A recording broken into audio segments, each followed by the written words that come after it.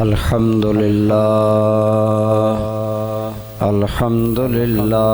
رب العالمین والصلاة والسلام علی سید الانبیاء وخاتم النبیین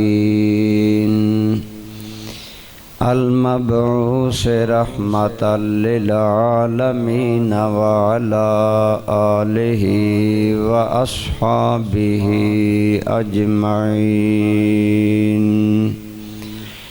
اما بعد فاعوذ باللہ من الشیطان الرجیم بسم اللہ الرحمن الرحیم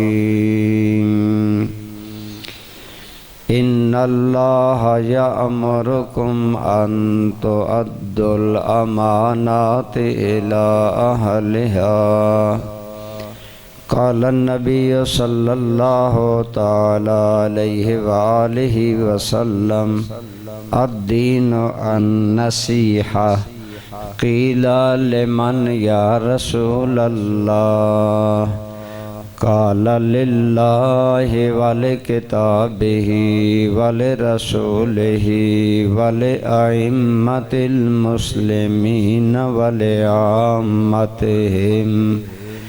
او کما قال النبی صلی اللہ تعالی علیہ وسلم صدق اللہ مولانا العظیم صدق وبلغنا رسولہ النبی الأمی الأمین الکریم اللہم صلی علی محمد وعلی آل محمد کما صلیت علی ابراہیم وعلی آل ابراہیم انکا حمید مجید اللہم بارک علی محمد وعلی آل محمد کما بارکت علی ابراہیم وعلی آل ابراہیم انکا حمید مجید الصلاۃ والسلام علیک یا سیدی یا رسول اللہ وعلى آلك وأصحابك يا سيدي يا حبيب الله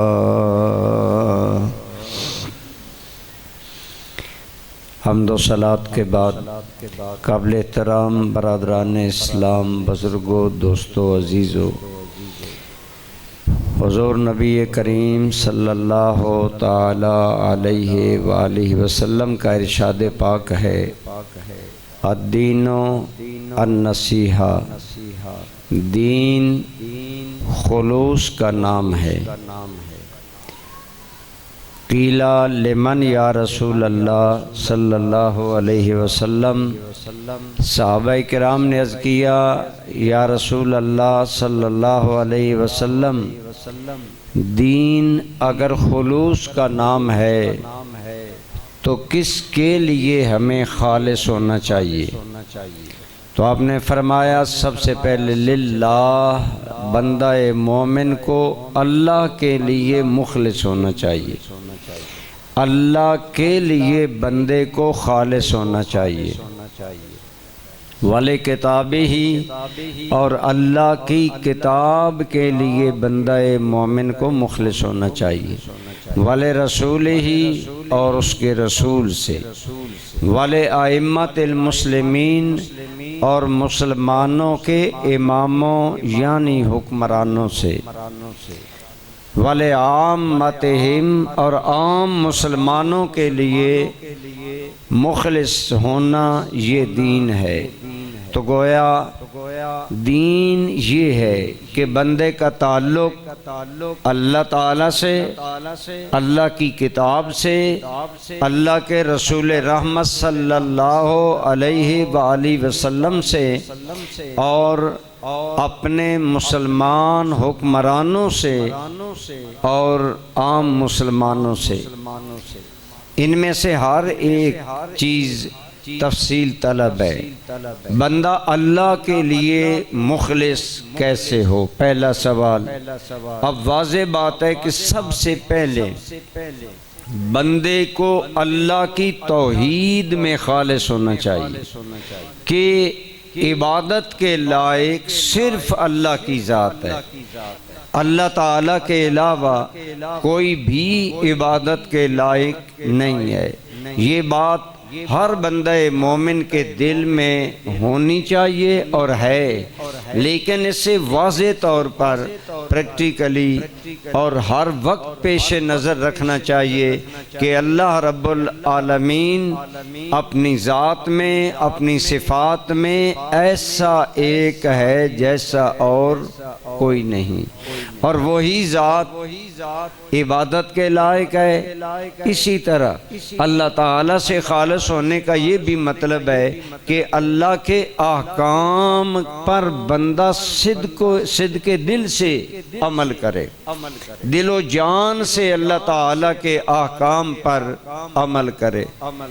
تابعداری کرنا دو طرح کی ہوتی ہے، ایک فرما برداری ڈر کی وجہ سے، خوف کی وجہ سے ہوتی ہے، اور ایک فرما برداری محبت کی وجہ سے ہوتی ہے۔ تو مثلاً عام معاملات میں ہم جانتے ہیں اگر گورنمنٹ ملازم آدمی کی کوئی ڈیوٹی لگا دیتی ہے تو وہ ملازم آدمی اپنی ڈیوٹی پوری کرتا ہے گورنمنٹ کے ڈر کی وجہ سے۔ ایک پولیس مین چوراہے میں دھوپ میں اسے کھڑا کر دیا جائے کہ تم نے اس چوک پر ڈیوٹی دینی ہے تو وہ دے گا، خواہ دھوپ ہے، خواہ حبس ہے، خواہ سردی ہے، خواہ اندھیرا ہے، کچھ بھی ہے، وہ اپنی ڈیوٹی دے گا اس ڈر سے کہ اگر میں نے ڈیوٹی نہ دی تو مجھے میری ملازمت سے معزول کر دیا جائے گا۔ تو یہ اطاعت ڈر کی وجہ سے ہوتی ہے، اس اطاعت میں محبت ضروری نہیں۔ مثلاً بعض اوقات کسی ملازم کا تبادلہ ایسے علاقے میں کر دیا جاتا ہے جو اس کے گھر سے بہت دور ہوتا ہے اور وہاں آنا جانا اس کے لیے مشکل ہوتا ہے۔ اب وہ ہر روز ڈیوٹی پر جاتا تو ہے لیکن اندر سے نفرت رکھتا ہے اپنے افسر سے، اپنے حاکم سے کہ اس نے میری ڈیوٹی اتنی دور لگا دی، اتنی مشکل۔ اب وہ فرما برداری تو کر رہا ہے لیکن دل میں نفرت موجود ہے، دل میں کراہت موجود ہے، پسند نہیں کرتا، لیکن ناپسندیدگی کے باوجود ڈیوٹی دے رہا ہے۔ تو ایک اطاعت اور فرما برداری ہوتی ڈر کی وجہ سے، جو ڈر کی وجہ سے فرما برداری ہوتی ہے اس میں ضروری نہیں کہ محبت بھی شامل ہو، لیکن بعض اوقات ایسا ہوتا ہے کہ فرما برداری ہوتی ہے، ڈر بھی ہوتا ہے اور محبت و احترام بھی ہوتا ہے، اور آدمی وہ ڈیوٹی کرتا ہے۔ تو مثلاً اگر ماں باپ اولاد کی کوئی ڈیوٹی لگاتے ہیں کہ آپ یہ کام کریں تو اب وہ بچہ سعادت سمجھ کر کرے اور یہ سمجھ کر کرے کہ میرے ماں باپ کا مجھ پر حق ہے، میں نے ان کی اطاعت فرما برداری کرنی ہے اور ان کی بات کو پورا کرنا ہے۔ تو پیروی اور اطاعت دو طرح ہوتی ہے، ایک خوف سے اور ایک محبت کی وجہ سے۔ اللہ تعالیٰ کے ساتھ بندے کو دونوں جہتوں سے خالص ہونا چاہیے۔ اللہ سے اس لیے ڈرنا چاہیے کہ اللہ کی بارگاہ میں جواب دہی کا تصور بڑا مشکل ہے۔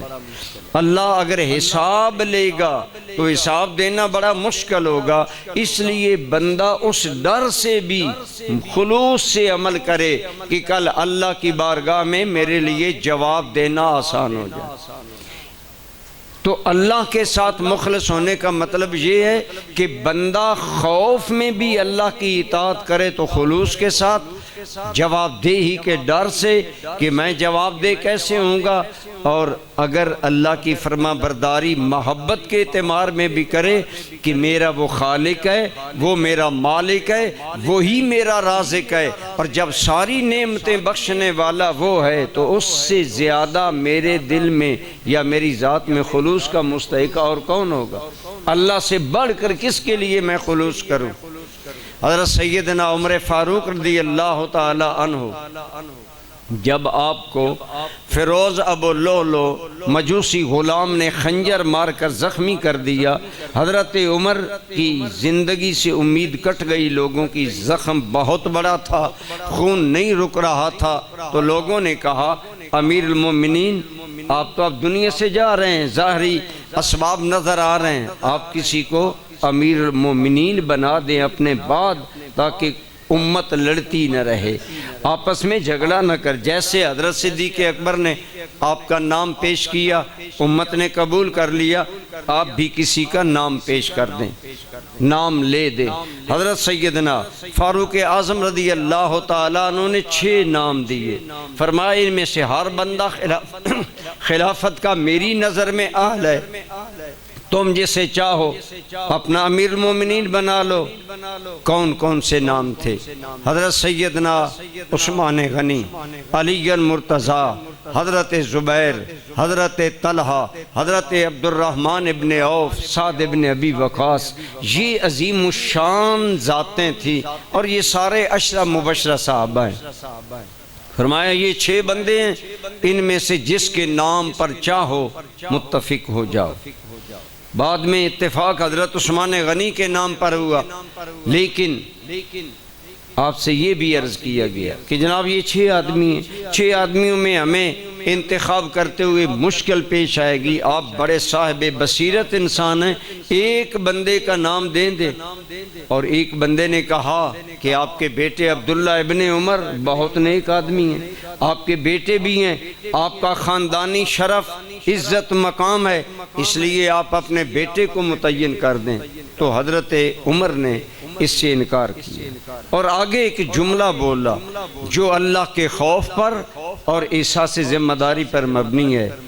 آپ نے فرمایا میں اپنے بیٹے کا نام خلافت کے لیے اس لیے نہیں دوں گا کہ خلافت کا جواب اللہ کی بارگاہ میں دینا بڑا مشکل ہے۔ اگر خود عمر بھی اللہ کی بارگاہ میں خلافت کا جواب دے کر کامیاب ہو گیا تو یہ بہت بڑی کامیابی ہے، میں اپنے بیٹے کو اس امتحان میں نہیں ڈالنا چاہتا۔ اللہ کی بارگاہ میں جواب دہی، یہ فرما برداری تھی اللہ تعالیٰ کی، لیکن ساتھ خوف خدا شامل تھا۔ اللہ کی بارگاہ میں جواب دہی کا خوف تھا کہ کل اللہ کی بارگاہ میں جواب دینا میرے لیے، میں تو اگر کامیاب ہو گیا تو بڑی بات ہے، میں اپنے بیٹے عبداللہ ابن عمر کو اس مصیبت میں گرفتار نہیں کرتا۔ آج ہمارے ہاں ظلم یہ ہے، ہر بات میں وراثت چل رہی ہے، دنیاوی معاملہ ہو دینی معاملہ ہو، بیٹا ہی وارث بنا دیا جاتا ہے، خواہ اہل ہو یا نا اہل ہو، اور جب معاملات نااہل لوگوں کے سپرد ہو جاتے ہیں، آپ صلی اللہ علیہ وسلم کی ایک اور حدیث پاک ہے، آپ سے پوچھا گیا یا رسول اللہ صلی اللہ علیہ وسلم قیامت کب آئے گی؟ آپ نے فرمایا اذا وسد الامر الی غیر اہلہ، کہ اس وقت قیامت آئے گی جب معاملات غیر اہل لوگوں کے سپرد کرنا شروع کر دیے۔ آج آپ دیکھ لیں ساری طرف معاملات یہی ہیں کہ غیر اہل جو لوگ ہیں انہیں نائب بنایا جا رہا ہے، ان کو حکومتیں دی جا رہی ہیں۔ سارے ہمارے عرب ممالک میں بادشاہت چل رہی ہے، باپ کا بیٹا حکمران ہوگا خواہ اہل ہے یا نہ اہل ہے، اور وہاں یہی وجہ ہے آج فلسطین کے مسلمانوں کی چیخیں آسمان تک جاتی ہیں، لیکن سارے عالم اسلام میں کوئی حکمران اتنا باغیرت اور باقوت نہیں کہ وہ بول کر فلسطینیوں کی حمایت میں ایک جملہ بول سکے۔ اس کی وجہ یہ ہے کہ معاملات غیر اہل لوگوں کے سپرد ہیں، ان لوگوں کے سپرد کیے گئے جو کہ بیٹا باپ کے بعد بیٹا، پوتا، پھر پڑ پوتا، تو اس طرح۔ تو بہرحال عرض میں کر رہا ہوں دین کیا ہے، انسان اللہ کے لیے مخلص ہو، اور اللہ کے لیے انسان کو مخلص ہونا چاہیے، بندہ اللہ کی فرما برداری دونوں اعتبار سے کرے، اللہ کی بارگاہ میں جواب دہی کے تصور سے بھی کرے، اللہ سے ڈرے، اور دوسری جانب اللہ کی اطاعت و فرما برداری کرے، اور اس میں اللہ کی محبت شامل ہو۔ حضرت سیدنا فاروق اعظم میں نے ادھر آپ کو ایک واقعہ دیا کہ جس کے اندر احساس ذمہ داری اتنی تھی اور اللہ کی بارگاہ میں جواب دہی کا خوف اتنا بڑا تھا۔ آپ کی ساری حکومت اللہ کی بارگاہ کی جواب دہی میں ہوتی تھی۔ آپ ڈرتے تھے کہ مجھے اس معاملے میں، کئی مرتبہ میں نے عرض کیا، ایک رات مدینے میں ایک گھر میں بچے رو رہے تھے، حضرت عمر کو پتہ چلا بچے بھوکے ہیں، فوراً بیت المال میں گئے اور اپنے خادم کو لے کر آٹا نکالا، راشن نکالا اور غلام کو کہا کہ یہ راشن میری پشت پر رکھو۔ اس نے کہا میں غلام ہوں، میں اٹھاتا ہوں، آپ کیوں اٹھائیں گے؟ تو آپ نے اس کو فرمایا جلدی کرو، دیر ہو رہی ہے، تیری ماں تمہیں روئے، ان بچوں کے رونے کا جواب کل تم سے نہیں لیا جائے گا، عمر سے لیا جائے گا۔ چونکہ جواب عمر سے لیا جائے گا، اس لیے عمر کی پشت پر یہ تم راشن رکھو تاکہ میں کل اللہ کی بارگاہ میں جواب دہ ہو سکوں۔ اسی طرح بہت سارے ایسے واقعات ہیں کہ آپ محض اس خوف سے بہت سارے فیصلے اس لیے کرتے تھے کہ کل اللہ کی بارگاہ میں جواب دہی آسان ہو۔ تو دین کیا ہے؟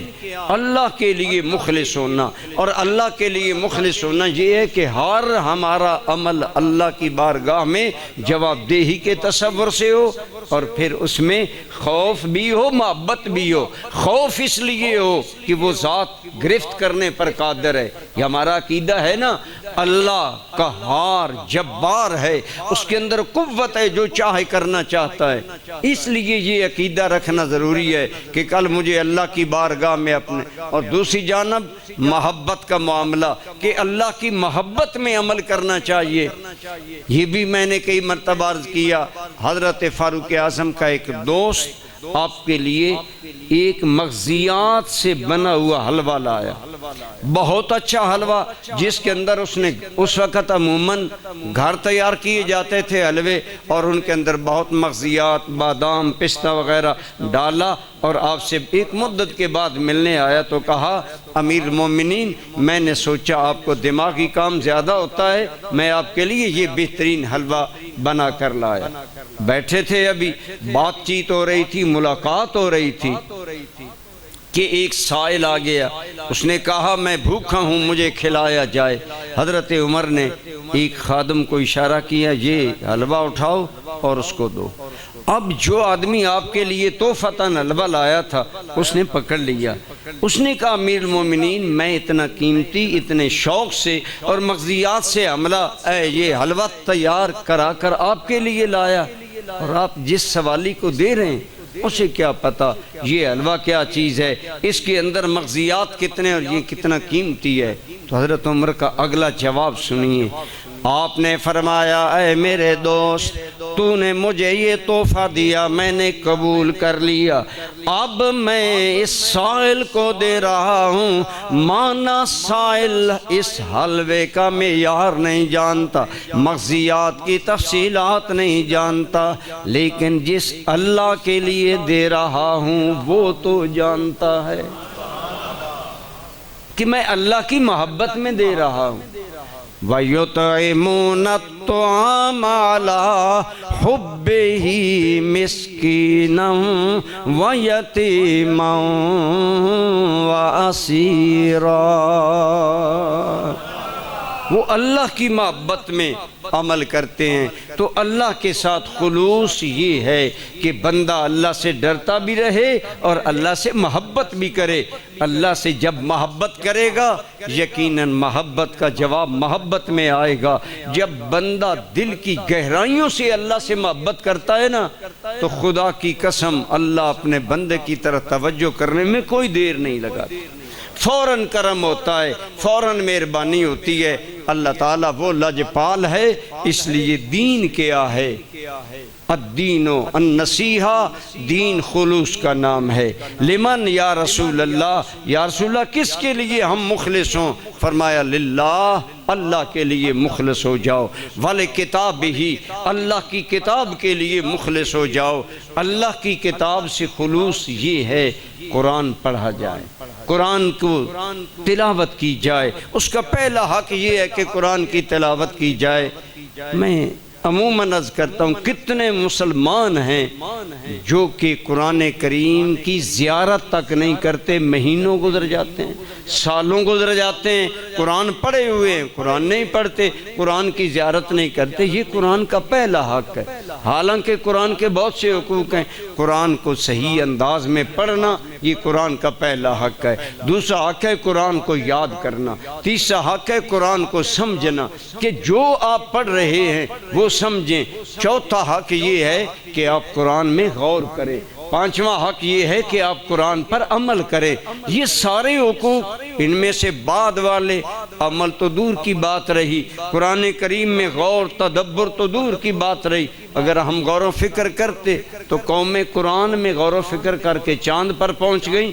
ہم اگر غور و فکر کرتے تو آج ذلت، یہ مہنگائی، یہ مقروض ہونا قوم کا اور کرب و علم میں رہنا، یہ کیوں ہمارا مقدر ہوتا؟ ہم نے قرآن میں غور کرنا چھوڑ دیا، جو اگلے حقوق ہیں۔ لیکن ہم تو ابتدائی حقوق سے بھی محروم ہیں آج کل، اور کتنے مسلمان ہیں جنہیں تلاوت کلام اللہ تک نصیب نہیں ہے۔ خدا را اور نہیں تو جتنے حقوق ہم پورے کر سکتے ہیں وہ تو کریں نا۔ اور یہ وہ کتاب رحمت ہے جس کا پڑھنا بھی ثواب، دیکھنا بھی ثواب، اس کی زیارت بھی ثواب ہے۔ حضور نبی کریم صلی اللہ علیہ وسلم نے فرمایا قراءۃ القرآن فی غیر مصحف الف درجۃ، جو میرا امتی زبانی قرآن پڑھے گا اللہ اس کے لیے 1000 درجے عطا کرے گا، اور جو قرآن دیکھ کر پڑھے گا اللہ اسے 2000 درجے عطا فرمائے گا۔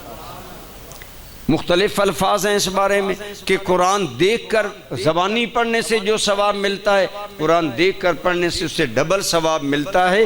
وجہ یہ کہ قرآن کریم کی زیارت الگ ثواب ہے، تلاوت الگ ثواب ہے۔ آج ہم کتنے مسلمان، مثلا ہم جمعہ میں جو حاضر ہیں، اگر میں اپنے ضمیر سے سوال کروں کیا آج میں نے قرآن کی زیارت کی ہے؟ کیا آج میں نے قرآن پڑھا ہے؟ جمعہ کا دن تھا، جمعہ کے دن کو تو اور زیادہ ہمیں توجہ دینی چاہیے۔ ہماری خاص عبادت کا دن ہے، عید کا دن ہے، اور اس میں تو سورہ کہف کے بارے میں حدیث پاک میں آیا جو جمعہ کے دن سورہ کہف تلاوت کرتا ہے اللہ ایک ہفتے سے لے کر اگلے ہفتے تک اس کے لیے نور مقدر کر دیتا ہے۔ ایک حدیث پاک میں تو اس کے لیے زمین سے لے کر آسمان تک نور پھیلا دیا جاتا ہے۔ سورہ کہف کی تلاوت خاص وظیفہ ہے جمعہ کا۔ سورہ یاسین ہے، جمعہ کا دن و والدین کی قبر پر سورہ یاسین پڑھے، زندگی میں والدین کی خدمت میں جو کمی رہے گی اللہ اس عمل کے صدقے معاف کرتا ہے۔ لیکن ہم کتنا قرآن پڑھتے ہیں؟ دین کیا ہے دوستو؟ حضور صلی اللہ علیہ وسلم نے فرمایا دین خلوص کا نام ہے۔ عرض کیا گیا یا رسول اللہ صلی اللہ علیہ وسلم ہم کس کے لیے مخلص ہوں؟ فرمایا للہ، اللہ کے لیے مخلص ہو جاؤ، والے کتابی ہی، اللہ کی کتاب کے لیے مخلص ہو جاؤ۔ اللہ کی کتاب کا خلوص یہ ہے، ایک عمل میں کرنا چاہتا ہوں، اللہ کے قرآن کا حکم آ جائے وہیں پر میں اپنے آپ کو روک لوں۔ یہ اللہ کی کتاب کا حق ہے کہ ہم اللہ کے قرآن سے آگے قدم نہ بڑھائیں۔ ہمارے ملک کے اندر کتنے قوانین غیر اسلامی ہیں، قرآن اور کہتا ہے۔ اب تو یہ قانون بھی بن گیا ہے ہمارے ملک میں، اور ہمارے بیچارے یونین کونسل والے بھی مجبور ہیں۔ ایک مرد 3 طلاقیں دے تو لکھ بھی نہیں سکتا کہ میں 3 طلاقیں دے لوں، ایک ہی لکھی جائے گی۔ ظلم یہ ہے جب خدا کی حدود کو اتنا پامال کیا جائے کہ ایک بندہ ظلم کر رہا ہے اور اسے ظلم تسلیم نہیں کیا جا رہا، گناہ کر رہا ہے، گناہ تسلیم نہیں کیا جا رہا ہے، پھر اس ملک پر رحمت کیسے نازل ہے؟ آج ہماری جتنی بے چینی اور پریشانی ہے یہ قوانین الہی کے توڑنے کی وجہ سے ہے۔ اللہ کے قوانین، اللہ پاک نے فرمایا اگر بستی والے یعنی شہر والے لوگ اگر وہ اللہ کا دین قائم کرتے، اللہ کے دین کی بات مانتے، لفتحنا علیہم برکات من السماء، ہم ان پر آسمان سے برکتوں کے دروازے کھول دیں۔ اللہ کا وعدہ ہے جو قوم اپنے ملک میں، اپنے گھر میں، اپنے علاقے میں اللہ کے احکام پر قوانین پر عمل کرتے ہیں، اللہ انہیں برکتیں عطا فرماتا ہے۔ حضرت عمر کا دور آیا، مصر کی بنجر زمینیں فصلیں دینا شروع ہو گئیں۔ لوگوں نے حیرانگی میں کہا کہ بنجر زمینیں فصلیں دے رہی ہیں، تو عام زبانوں پر یہ لفظ تھا۔ عمر نے عدل کیا ہے، اللہ نے زمینوں کو بھی عدل کرنے کا حکم دے دیا۔ ہم نے عدل نہیں کیا، 76 سال گزر گئے، ہماری فصلیں بے موسمی بارشیں، موسموں پر بارش نہ ہونا، زیادہ بارشیں ہونا یا فصلوں میں کمی ہونا، یہ خدا کے عذاب کی ابتدائی علامتیں ہوتی ہیں، تاکہ بندے سنبھلیں، توبہ کریں اور اللہ کی طرف رجوع کریں۔ تو دین کیا ہے؟ آئیے ہم مخلص دیندار انسان بنیں، اور دیندار انسان سب سے پہلے اللہ سے خلوص کا معاملہ رکھے، اللہ کے بعد اللہ کی کتاب اللہ کے بعد رسول اللہ سے خلوص ہو، وَلِ رسول ہی، اللہ کے رسول کے لیے انسان مخلص ہو، وَلِ ائمۃ المسلمین، مسلمان حکمرانوں کے لیے عوام کو مخلص ہونا چاہیے، وَلِ عامتہم، اور عام مسلمانوں کے لیے حکمرانوں کو مخلص ہونا چاہیے۔ ان پہلی دونوں چیزیں تو ہم میں سے ہر ایک کے ساتھ وابستہ ہیں، ہمیں اللہ کے ساتھ بھی مخلص ہونا چاہیے، اور اللہ کی کتاب قرآن کریم سے بھی ہمیں مخلص ہونا چاہیے۔ وما علیہ الا البلاغ۔